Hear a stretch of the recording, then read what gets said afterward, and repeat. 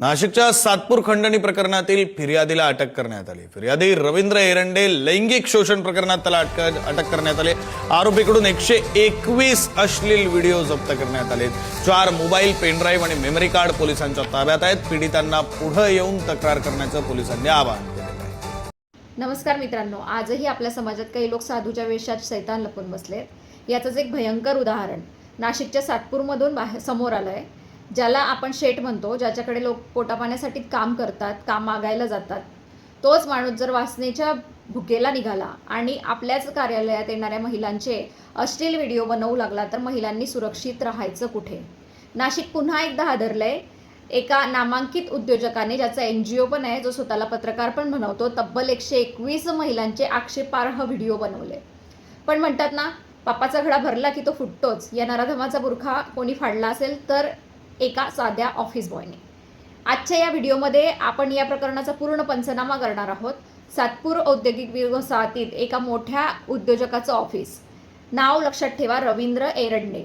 हा माणूस समाजासमोर मोठा उद्योजक म्हणून मिरवायचा, पण ऑफिसच्या बंद दाराआड काय चाललं होतं?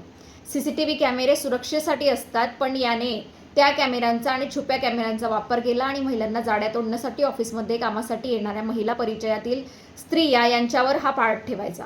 त्यांच्या नकळत त्यांच्या आक्षेपार्ह स्थितीतील व्हिडिओ चित्रित करायचा आणि मग सुरू व्हायचा गलिच्छ खेळ, ब्लॅकमेलिंगचा। विचार करा, ज्या महिलांच्या जीवावर हा व्यापार वाढला, त्याच महिलांची अब्रू चव्हाट्यावर आणण्याची धमकी देऊन हा त्यांना मानसिक त्रास देत होता। या कथेतला खरा हिरो कोण असेल तर तो तिथला ऑफिस बॉय, ज्याला आपण अनेकदा दुर्लक्षित करतो। या मुलाने मालकाच्या लॅपटॉप आणि मोबाईलमधील काहीतरी संशयास्पद पाहिलं। जेव्हा त्याने फोल्डर ओपन केलं तेव्हा त्याचेही पायाखालची जमीन सरकली। 1-2 नाही तर तब्बल 121 व्हिडिओ।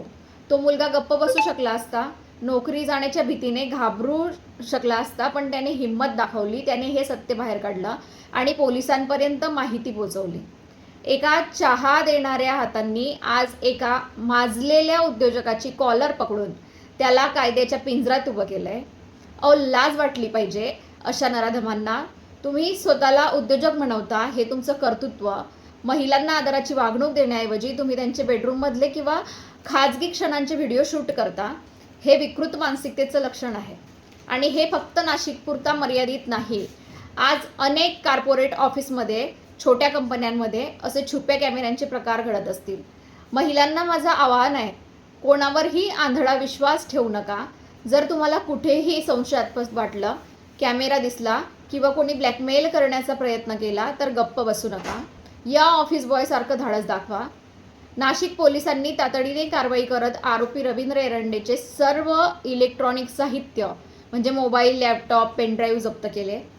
आता तपास सुरू आहे की या 121 व्हिडिओमध्ये कोणकोणत्या प्रतिष्ठित महिला आहेत आणि या नराधमाने त्यांना किती लुटलंय। अशा नराधमाला कठोरातली कठोर शिक्षा व्हायलाच हवी, जेणेकरून पुन्हा कुणाची अशी हिंमत होणार नाही। आता इतकंच सांगेल की समाजात जर गुन्हेगार वाढत आहेत तर त्यांना पकडून देणारे हिंमतवान लोकही काही आहेत। त्या ऑफिस बॉयच्या जिद्दीला सलाम, पण बहिणींनो आणि मातांनो सावध राहा। ऑफिस असो व हॉटेल, सुरक्षिततेची खात्री स्वतः करा। 1-2 नाही तर तब्बल 121 अश्लील व्हिडिओ, 4 महागडे मोबाईल, पेन ड्राईव्ह आणि मेमरी कार्ड्स। आता पोलीस ओरडून सांगतायत, पीडित महिलांनी पुढे या आणि तक्रार करा। पण एक प्रश्न आहे, 121 व्हिडिओ की वासनेचा बाजार?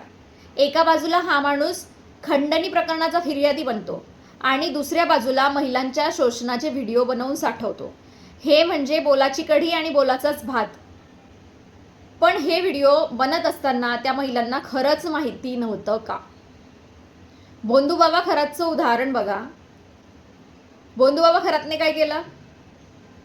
त्याने पण हेच केलं, अश्लील व्हिडिओ त्याने साठवून ठेवले। अजून खरात प्रकरणात ची शाई पण वाढली नाहीये। 1500 महिला होत्या, अगणित व्हिडिओ, पण तिथेही काय दिसलं? व्हिडिओमध्ये एकही बाई जबरदस्ती केल्यासारखी दिसत नव्हती।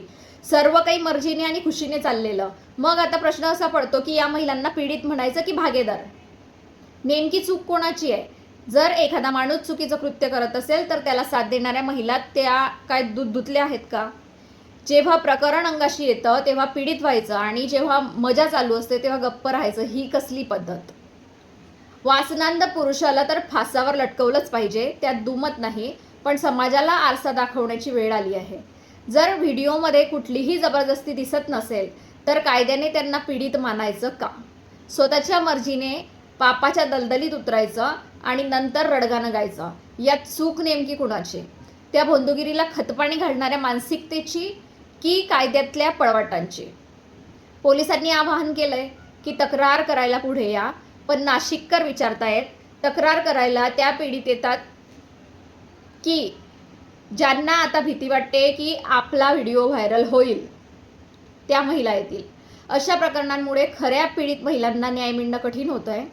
आता वेळ आली आहे की केवळ पुरुषावर बोट न उचलता या स्वखुशीने सहभाग होणाऱ्या टोळीचाही बुरखा फाडला पाहिजे.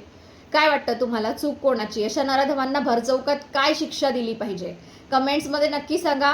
व्हिडिओ आवडला असेल तर शेअर करा, कारण तुमची एक शेअर केलेली माहिती एखाद्या महिलेची अब्रू वाचवू शकते. पाहत राहा राजश्री अनफिल्टर्ड. जय हिंद, जय महाराष्ट्र.